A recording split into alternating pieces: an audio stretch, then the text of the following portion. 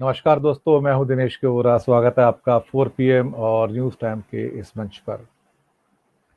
गुजरात भाजपा के अंदर भगदड़। भागो भागो भागो, केजरीवाल आया, केजरीवाल आया, भागो भागो भागो, केजरीवाल आया, केजरीवाल आया, स्कूल लाया, अस्पताल लाया, केजरीवाल आया। ऐसा असर हुआ, ऐसा असर हुआ। वो लोग जो स्कूल अस्पताल की बात नहीं करते थे, आज तो क्या कहें साहब, देश के प्रधानमंत्री स्कूल में पहुंच गए, क्लासरूम में बैठे हुए हैं, बोलते हैं कि स्मार्ट क्लासरूम बनाएंगे। सर 27 साल से क्या कर रहे थे भारतीय जनता पार्टी वाले गुजरात के अंदर? थोड़ा आइडिया तो हो जाए। सुनने में आया है कि 42,000 से ज्यादा स्कूल हैं, 30,000 के आसपास की हालत बदतर है, जर्जर है। क्लासरूम नहीं है, टॉयलेट्स नहीं है, पीने का पानी नहीं है, टीचर नहीं है, कुछ भी तो नहीं है। और अब इन्हें अचानक याद आया। और 2002 से तो अब 20 साल हो गए, जब मुख्यमंत्री भी थे, प्रधानमंत्री भी थे। प्रधानमंत्री को कहां से शिक्षा की याद आ गई? उन्हें तो शिक्षा की याद ही नहीं आती है बेचारों को। उन्हें शिक्षा से फुर्सत कहाँ है? शिक्षा और स्वास्थ्य तो भारतीय जनता पार्टी के सिलेबस में नहीं है। ये तो अचानक से नींद खुल गई। नींद खुली, केजरीवाल आ गया, केजरीवाल आ गया, स्कूल लाया, स्कूल लाया, अस्पताल लाया। दरअसल ये स्कूल और अस्पताल ने ऐसी हलचल मचा दी कि मोदी जी भागे भागे स्कूल पहुंच गए। मोदी जी 20 साल पहले जब मुख्यमंत्री बने थे, तब से तो आज तक स्कूल गए नहीं। तब से आपने स्कूलों की हालत देखी नहीं। आपको पता ही नहीं शाला के अंदर काम कैसे होता है। आपको पता ही नहीं वहां टीचर कैसे होते हैं। कुछ लेना देना ही नहीं था सरकार का। और बीजेपी की सरकार तो वैसे भी कहाँ पढ़े लिखों की सरकार है। वो तो आधों की तो डिग्रियां भी नहीं पता कितनी हैं। कोई यहाँ पे 12वीं क्लास पास है, किसी की 12वीं की डिग्री भी नहीं पता है। और कोई बड़े बड़े पदों पर बैठे हैं। दरअसल भारतीय जनता पार्टी वाले समझते हैं देश चलाने के लिए पढ़े लिखे होने की जरूरत क्या है। वो एक खट्टर सा हुआ करते थे, हरियाणा के मुख्यमंत्री अभी भी हैं। वो कहते थे नौजवानों को, लठ पे चला दो, कोई बात नहीं, जेल चले जाओगे। पढ़ोगे लिखोगे नहीं तो कोई बात नहीं, बाहर निकल के नेता बन जाओगे। यही आईएएस अफसर के ऊपर रौब चलाओगे।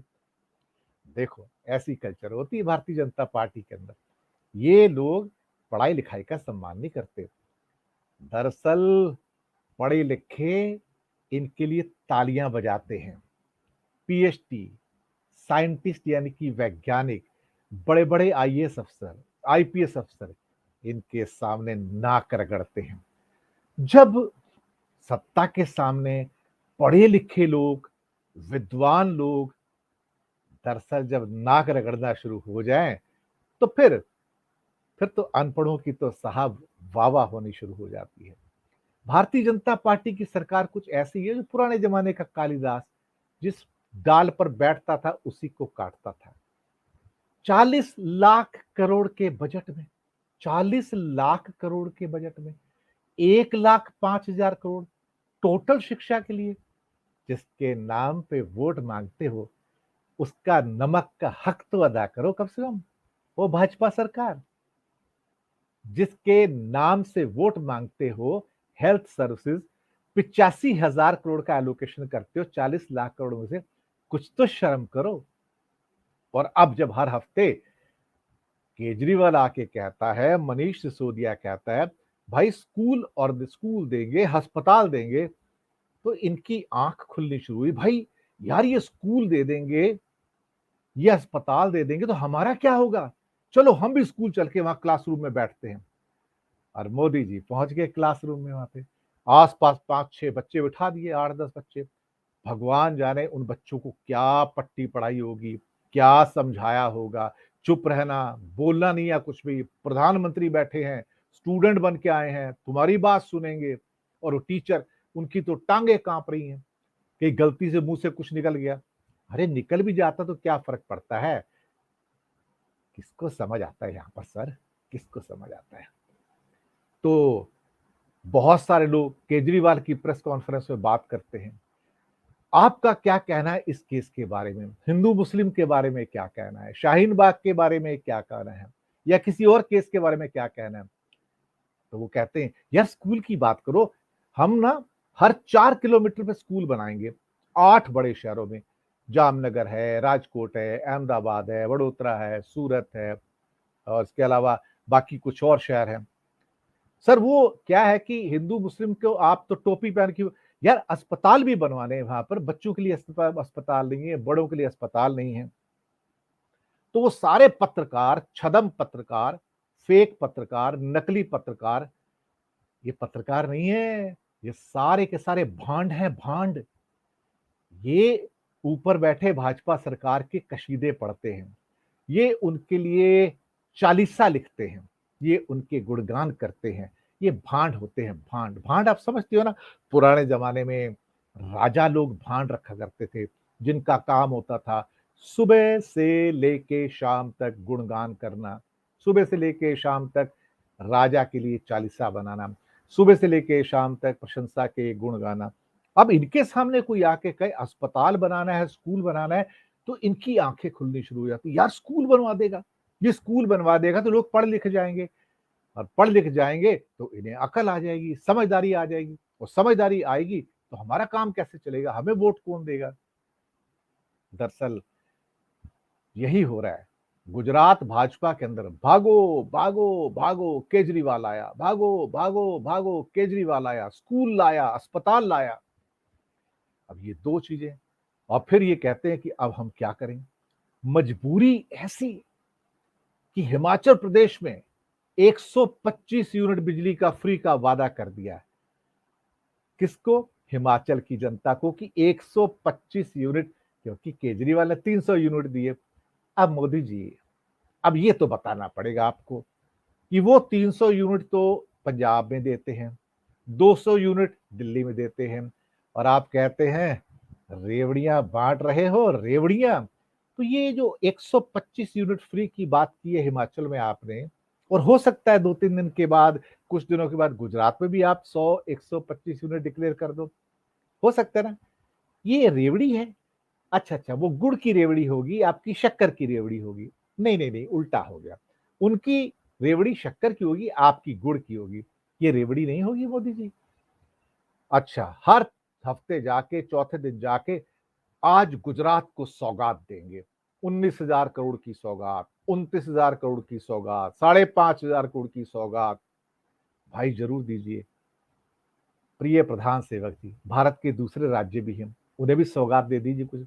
ये सारी सौगात गुजरात के लिए क्यों है? कुछ सोचिए ना कम से कम। उनको 30,000 एक, 18-19,000 एक, 5,000 करोड़। आप तो 60-70 हजार करोड़ तो दे चुके हैं उनको। सर कुछ थोड़ा बहुत बाकी राज्यों के लिए, तमिलनाडु के लिए बेचारे, महाराष्ट्र के लिए, हरियाणा के लिए, बंगाल के लिए, गरीब उड़ीसा के लिए, मेघालय के लिए, उनके लिए भी कुछ अनाउंस कर दीजिए। कुछ सौगात है आपके पास? ना, सारी सौगात। क्या करें साहब, गुजरात का नमक खाया है ना, तो थोड़ा हक तो अदा करना पड़ेगा। बाकी स्टेट कौन सी होती है? वैसे भी मोदी जी हर हफ्ते गुजरात चले जाते हैं, उनके लिए गुजरात से बाहर हिंदुस्तान उनको पता नहीं लगता कई बार कि हिंदुस्तान बाहर भी है। अदरवाइज आप पूरा काउंट करके देख लीजिएगा, इन्होंने कितने राज्यों के कितने चक्कर काटे होंगे। क्या त्रिपुरा कितने चक्कर काटे, मणिपुर कितने चक्कर काटे? अगर आप लिस्ट बनाओगे तो आपको सबसे ज्यादा चक्कर इसी के मिलेंगे आपको, गुजरात के। गुजराती हैं साहब, क्या करें, उससे बाहर की सोचते नहीं है। और अमित शाह, उनको भी बार बार गुजरात याद आता है। वैसे तो आजकल अमित शाह को तो वो बिल्कुल बानों से बड़ा प्रेम हो गया है। उनकी फाइल 15 दिन में क्लियर कर दी गई। वो सारे बलात्कारी और हत्यारे, ये इनको अच्छे आचरण वाले लगते हैं, जो बाहर निकलते हैं उनके अगेंस्ट फिर एफआईआर होती है, लेकिन ये उनको अच्छे आचरण वाले लगते हैं। पता नहीं क्यों भारतीय जनता पार्टी को बलात्कारी बहुत पसंद है। पढ़ना लिखना तो कुछ ताल्लुक है नहीं। अब ये केजरीवाल जैसे तो है नहीं। केजरीवाल तो खुद कहते हैं हमारे तो ये सारे आदमियों को अंदर डाल देंगे जेल में। अभी पहले सतेंद्र को डाल दिया, अब ये सिसोदिया को डालेंगे। हो सकता है बाद में ये अरविंद केजरीवाल को भी जेल में डाल दें। लेकिन केजरीवाल स्कूल जरूर बनाएगा, केजरीवाल अस्पताल जरूर बनाएगा, हर 4 किलोमीटर की दूरी पे स्कूल बनाएगा, अस्पताल बनाएगा। डॉक्टर देगा, फ्री दवाई देगा, फ्री एक्सरे देगा, स्कैन भी करवाएगा और बाकी टेस्ट भी करवाएगा। मोदी जी आपने तो देना नहीं है, आप बजट तो एलोकेट करते नहीं हो, शिक्षा आपका कुछ लेना देना नहीं है, स्वास्थ्य आपका कुछ लेना देना नहीं है। हाँ, एक बात जरूर है, शिक्षा नीति बनाई आपने, और जब शिक्षा पे खर्च की बात करते हो तो शिक्षा राज्यों का सब्जेक्ट है, केंद्र का नहीं। तो राज्यों को फिर नीति बनाने दो ना, आप नीति क्यों बना रहे हो? यानी कि नीति केंद्र बनाएगा, लेकिन शिक्षा सब्जेक्ट राज्यों का है। वाह मोदी जी, वाह, ये तो कमाल हो गया। लेकिन स्कूल और अस्पताल ने हंगामा मचा दिया कहीं ना कहीं। ऐसा लगता है कि भारतीय जनता पार्टी वो विकास का मुद्दा, वैसे विकास होता क्या है? इनका विकास क्या है? इनका विकास है कि इनके दो, हम दो हमारे दो, वो है ना उद्योगपति बड़े बड़े ए, उनका घर भरना है, ये इनका विकास है। वही उनका स्कूल है, वही उनका अस्पताल है, क्योंकि अस्पताल भी तो उन्हीं के बनते हैं। और बड़े बड़े अस्पताल बना के लोगों को करोड़ों लूटता कौन है? वही तो लूटते हैं। और फिर सारे बैंक के लोन कहाँ जाते हैं? वो दूसरे अडानी के पास ही तो जाते हैं। साहब क्या, अभी सुना वो डिफेंस के भी कुछ 400 करोड़ की फैक्ट्री खरीद ली। अरे भाई साहब, कुछ छोड़ोगे क्या? पूरा हिंदुस्तान ही दे दो उनको। खैर, केजरीवाल साहब आगे आगे और मोदी जी पीछे पीछे। अब तो सुनने में यहां तक आ रहा है कि लोग केजरीवाल को बड़ा मोदी बोलते हैं, क्योंकि मोदी जी हर चीज को रिएक्ट करते हैं आजकल केजरीवाल को, क्योंकि केजरीवाल काबू में नहीं आता। काबू में कहां से आएगा साहब? ये आदमी थोड़ा सा आगे की सोचता है। एक और बात भी तो है ना, केजरीवाल बहुत पढ़ा लिखा आदमी है। एक तो इंडियन रेवेन्यू सर्विस का ऑफिसर भी रहा है, आईआईटी खड़गपुर का आदमी है। जो आदमी आईआईटी पास होगा, होशियार तो होगा ना, उसे समझ तो होगी कम से कम कि अल्टीमेटली टेक्नोलॉजी क्या होती है, इंजीनियरिंग क्या होती है, वर्ल्ड क्लास इंजीनियरिंग क्या होती है, इंडियन इंस्टीट्यूट ऑफ टेक्नोलॉजी क्या होती है। और वहां से निकला हुआ अरविंद केजरीवाल, डेफिनेटली उसके पास जो अकल है वो भारत के बाकी सारे राजनेताओं से और भारतीय जनता पार्टी के तो सारे राजनेताओं से ज्यादा ही होगी, क्योंकि वहां दूसरा तो कोई आईआईटी पास, मुझे लगता नहीं कोई ऐसा कोई है वहां पर जो आईआईटी पास होगा भारतीय जनता पार्टी के अंदर। क्योंकि इन्हें पढ़े लिखे कहाँ चाहिए साहब, इन्हें तो ऐसे चाहिए जो कम पढ़े लिखे आदमी हो, जो उनके सामने हाथ जोड़कर खड़े रहें। लेकिन केजरीवाल के स्कूल और अस्पताल ने भारतीय जनता पार्टी के अंदर ऐसे कंपन ला दिए हैं कि इनके लीडर भागते नजर आ रहे हैं। ऐसे भागते नजर आ रहे हैं कि अब कहते हम भी वहां पर आइडियल स्कूल खोलेंगे, हम भी वहां पर अच्छी लैब्स बनाएंगे, हम भी यहाँ पर कुछ और करेंगे। अरे प्रधानमंत्री जी, अगर आप 27 साल पहले कहीं क्लासरूम में चले जाते थे जैसे अब आकर बैठे हैं, तो गुजरात के स्कूलों का भला हो जाता था। वो 48,000 स्कूल जो जर्जर हालत में, दीमक लगी हालत में, भुर-भुर करती हालत में, बरसात में पानी टपकता है, बैठने को जगह नहीं है, टीचर नहीं है, mid day meal scheme scheme नहीं है। और हाँ, गुजरात के बच्चे मॉल न्यूट्रिशन के अंदर हिंदुस्तान में सबसे ऊपर है। सबसे ज्यादा मॉल न्यूट्रिशन कहाँ पे? गुजरात में। सबसे ज्यादा ट्राइबल्स के अंदर। और भारत में सबसे ज्यादा स्टंटिंग वेस्टिंग बच्चों में कहाँ है? गुजरात में। सबसे ज्यादा महिलाओं को जो एनीमिया है वो कहाँ पे देश में? गुजरात में। अब बताओ कितनी तरक्की कर ली है उन्होंने। तो इनको अस्पताल की जरूरत है कि नहीं है? वहां जो बीमार हैं, जिनको दवाइयां नहीं मिलती हैं, जो मॉल न्यूट्रिशन के, कुपोषण के शिकार हैं, उनको दवाइयां चाहिए नहीं चाहिए? फ्री की दवाई कौन देगा? केजरीवाल। टेस्ट कौन देगा? केजरीवाल।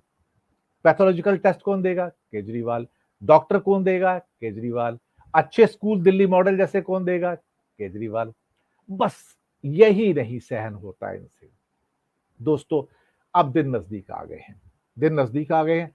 हो सकता है केजरीवाल 2022 ना जीत सके, लेकिन 2022 में गढ़ तो तोड़ दिया। तोड़ेगा नहीं, मोदी जी का गढ़ गुजरात तोड़ दिया। और तोड़ने के बाद 2027 में झंडा भी फतेह करेगा और बीजेपी का नामो निशान मिटा देगा। यही तो भारतीय जनता पार्टी का डर है कि ये आ गए तो इनसे मुकाबला नहीं किया जा सकता। तभी तो कह रहे हैं गुजरात पूरी भाजपा भागो भागो भागो, केजरीवाल आया, स्कूल लाया, अस्पताल लाया। पढ़ा लिखा आदमी है ना, तो स्कूल भी लाएगा, अस्पताल लाएगा। भारतीय जनता पार्टी वालों की तरह थोड़ी ये बिना पढ़े लिखे हैं ये लोग तो। वो तो निर्मला सीतारामन भी हमें कहती है, डॉलर ऊपर जाता है, रुपया नीचे थोड़ी आता है। हम तो सारे गँवार हैं साहब, इलिटरेट हैं, अनपढ़ हैं, हम कौन है साहब? तो सारी भारतीय जनता पार्टी की सरकार 140 करोड़ लोगों को गँवार समझती है, गँवार रखना चाहती है, लेकिन केजरीवाल सबको पढ़ाना चाहता है। दोस्तों कैसा लगा प्रोग्राम बताइएगा, फीडबैक दीजिएगा और हाँ, साथ में 4 पीएम न्यूज़ टाइम को सब्सक्राइब ज़रूर कीजिएगा। धन्यवाद आप सबका।